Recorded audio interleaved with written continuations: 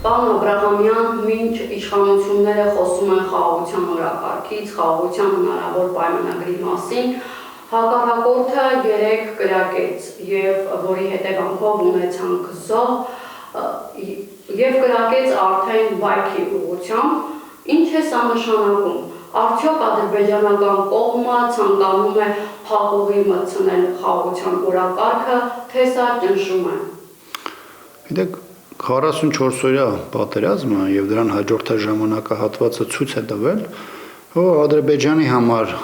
այսպես կոչված խաղաղության օրակարգը դա սեփական տարածքային հավակնությունների իրացումն է։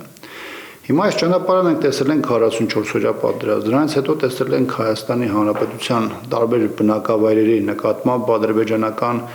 ագրեսիա, որը 3 մարզերի ուղղությամբ դրսևորվել է Գեղարքունիք, Վայոց-Ձորի եւ Սյունիքի։ Հիմա այս փուլում որքան ադրբեջանական ագրեսիան իրացվում է կամ շատ ավելի ցայտուն է դառնում, դրան զուգահեռ հայաստանյան իշխանությունների բառապաշարը եւ խոստումները խաղաղության վերաբերյալ շատ ավելի հնչեղ են կարծես թե դառնում։ Իրականության մեջ այս ժողովուրդը պետք է հասկանա մեկ բան, որքան հնարավորություն տրվի Ադրբեջանին առաջ շարժվելու, գործելու, Ադրբեջանը այդքան շարժվելու է։ Քանի Հայաստանում չկա ձևավորված այնպիսի իշխանություն, որը գոնե այդ պարզ հանգամանքը գիտակցում է եւ պետությունը դրան համարժեք է կառուցում եւ ամրապնդում, բնականաբար անդադ ունենալու ենք այս իրավիճակը, ագրեսիաներ, միջադեպեր, որոնք ցավալիորեն իրենց հետ բերել են մարդկային եւ տարածքային կորուստներ։ Տեղի ունեցավ սահմանազատման գծով հանձնաժողովի նիստը սահմանին եւ մի քանի օր անց հակառակորդը կրակեց։ Արդյոք Ադրբեջանը ճնշում է գործադրում։ Տեսեք, սա ես միայն չէի կապի այդ սահմանազատման, սահմանագծման հանձնաժողովի աշխատանքների հետ, համենայն դեպս այն հաղորդագրությունը, որը տարածվեց, ըստ էության ցույց է տալիս, որ նվազագույն պայմանները այդ երկու հանձնաժողովների գործելու համար դեռևս հստակեցված չեն եւ խնդիրները, որոնք պետք է կարգավորեն այդ հանձնաժողովները, այս առումով լրջորեն որևէ ձև դրված չէ օրակարգում, սա մեկ։ Երկրորդը, քանի չկա խաղաղություն, Ադրբեջանը կրակելու է, հատկապես որ իր ագրեսիվ մղումները Ադրբեջանը չի էլ թաքցնում, եւ մի օր դա կարող է դրսևորվել մավան հանգամանքով, մի օր կարող է դրսևորվել որևէ ուղղությամբ առաջխաղացման ձևով, երրորդ օրը պարզապես ռազմատենչ հայտարարություններով, որոնք սպառնալիքներ տեղացնեն Հայաստանի եւ այ ժողովրդի հասցեին։ Բայց Ադրբեջանը կգնա խաղաղության, թեև ըստ Նիկոլ Փաշինյանի հիմնական 3 սկզբունքները համաձայնեցված են, բայց անվստահություն կա, կողմերը չեն վստահում միմյանց։ Նախ դրա մասին մենակ խոսում է Նիկոլ Փաշինյանը, ինչ-որ սկզբունքների կամ դրանց համաձայնեցման մասին եւ Ադրբեջանը դրա մասին որևէ հստակ բան չի ասում, մեկ։ Երկրորդը պատկերացումները Հայաստանի եւ Ադրբեջանի իշխանությունների ճիշտ հակառակն են, այսինքն այն ինչի մասին խոսում է Նիկոլ Փաշինյանը եւ խոստանում է հանրության խաղաղության բերելու հարցում, որևէ ձևով չեն համընկնում ադրբեջանական պատկերացումների հետ։ Ադրբեջանը խաղաղության տակ հասկանում է գործընթաց, որի վերջին արդյունքը իր տարածքային պահանջների բավարարում է Հայաստանի իշխանությունների կողմից։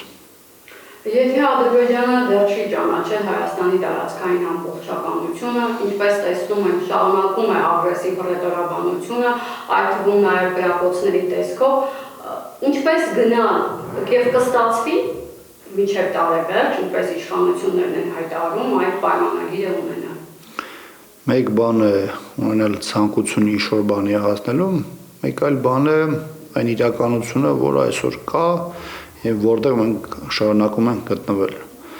Այսինքն այն հիմնական ուղղությունները, որոնք պետք է հիմք նախապատրաստեն այդ փաստաթղթի ստորագրման համար, նույնիսկ այսօր գոյություն չունեն, որովհետեւ Ադրբեջանի տրամաբանությամբ որքան կա հնարավորություն հարցերը այդ թվում ուժային ճանապարհով լուծելու համար, Ադրբեջանը շարժվելու է առաջ, այսինքն կամ փորձելու է իր հավակնությունների իրացմանը հասնել փաստաթղթով,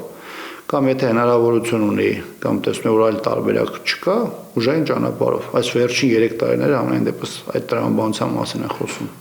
Ինչ է կարծում կգնա էսկալացիայի Ադրբեջանը։ Կա այդպիսի տրամադրվածություն։ Տրամադրվածությունը կա, ուժի կիրառման հարցը շարունակում է ադրբեջանական օրակարգում։ Սա պարզապես վերլուծության արդյունք չէ, սրա մասին շատ բաց խոսում են Ադրբեջանի իշխանությունները եւ որևէ մեկը չի կարող բացառել, որ այս ճանապարհին որևէ փուլում Ադրբեջանը եւս մեկ անգամ կդիմի ագրեսիայի։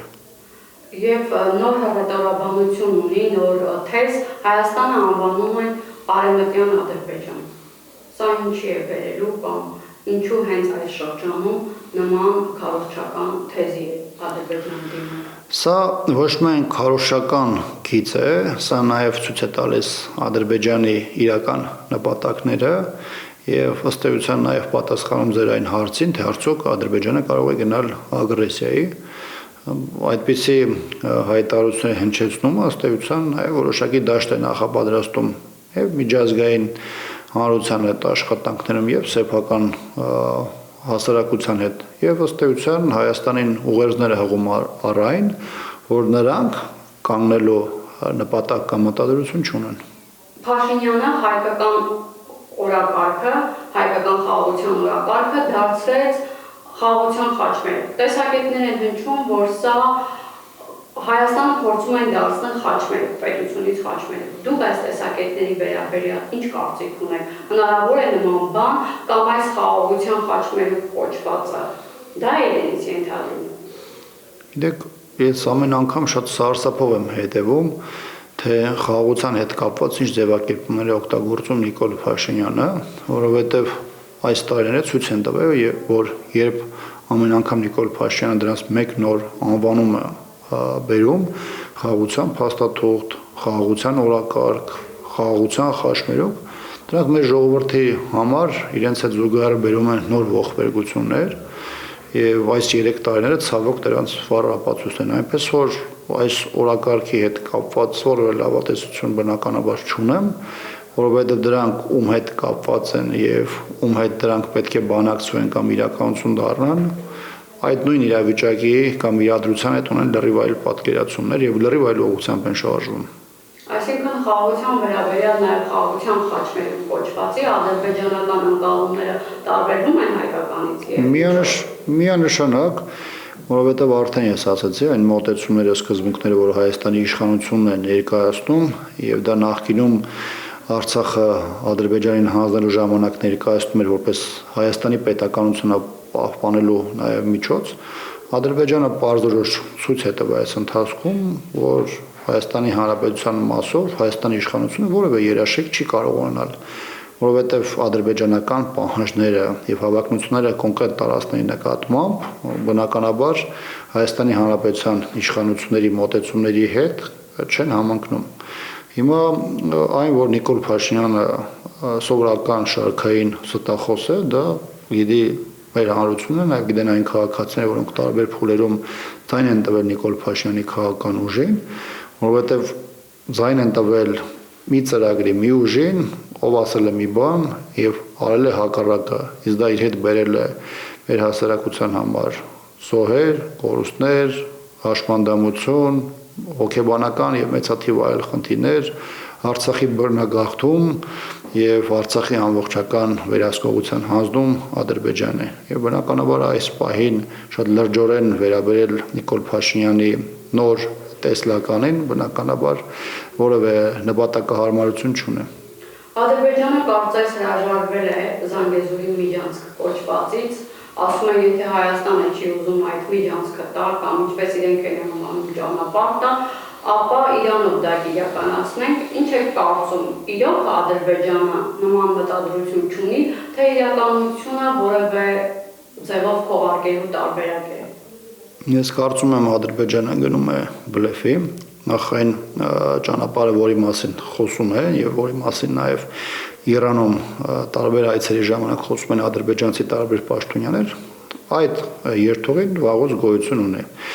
Այսինքն տարբերությունը այն է, որ եթե օրինակ ժամանակին Արցախի վերահսկողության տակ էր Հադրութի շրջանը, Քաշաթաղի շրջանը, բնականաբար այդ երթուղին մի քիչ շատ ավելի երկար տարածքով անցնում էր Իրանի սահմանով։ Հիմա ներկայումս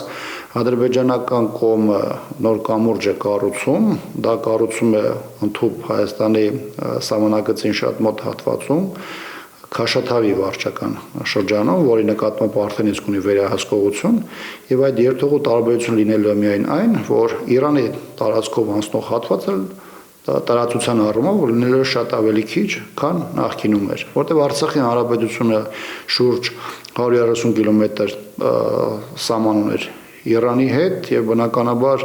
մինչեւ 44 օրյա պատերազմը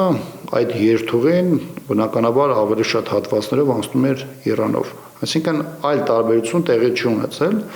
Ես կարծում եմ, որ Ադրբեջանը փորձում է քողարկել իր իրական նպատակները Սյունիքի հետ կապված եւ եթե որևէ փուլում ունենա դրա համար բարենպաստ դաշտ, ապա չեմ կասկածում, որ գործելու է։ Եվ Ադրբեջանից նաև տեսակետներ են հնչում, կարծես նաև պահանջ, որ Հայաստանն ու Ադրբեջանը ուղիղ բանակցեն։ Արդյոք հայկական կողմի այս տարբերակը ընդունելի կլինի եւ ինչպես է հաղթողն ու պարտվողը բանակցելու առանց միջնորդի։ Դա բերել է մեր համար պարտությունների նոր շղթա երկու պատճառով։ Առաջին նաև դուք ձեր հարցադրման մեջ ասացիք, որ հաղթողը հաղթողի դիրքերից հանդես է գալու ու պարտվողը բնականաբար չեն կարող հավասար դիրքերով իրար հետ բանակցել, հատկապես որ ադրբեջանական կողմը փորձում է զարգացնել իր հաջողությունը։ Եվ երկրորդ հանգամանքը այն է, որ սա իր հետ բերում է ոչ միայն տեխնիկական հարցուտ բանակցելու երկու մակարդակում, այլ սրանով նաև նպատակ կա Ռուսաստանի որպես դերակատար նաև դաշտից դուրս բերելու համար։ Այստեղ խնդիրը այն չէ, թե ինչ ակնկալիքներ կային Ռուսաստանից, ինչի չեն իրականացրել կամ ով է դրա մեղավորն ու պատասխանատուն։ Խնդիրը ստեղ այն է, որ Հայաստանը դրանով նաև եւս մեկ անգամ Ռուսաստանին ցույց է տալիս, որ նրա դերակատարությունը միջնորդությունը ամեն ինչ անելու է նվազեցնելու համար։ Կրկնում եմ, այստեղ խնդիրը այն չէ, թե Ռուսաստանը այդտեղ ինչ խնդիր կարող է լուծել կամ ինչ ակնկալիք կար, որը չէր իրականացվել։ Այստեղ խնդիրը այն է, որ եւս մեկ մակարդակում կարող է արձանագրվել հայ-ռուսական հարաբերությունների վատ թարացում, դրա հետևանքները շատ անկանխատեսել են։ Արևմուտքի հովանումների քո տեղի ունենա։ Իհարկե։ Եվ կարծես այդ վեկտորի փոփոխությունը կա, թե իշխանությունները ամեն ձև պնդում են, որ չկա փոփոխություն, մենք եւ արևմուտքի հետ ենք եւ Ռուսաստանի, բայց ակնհայտորեն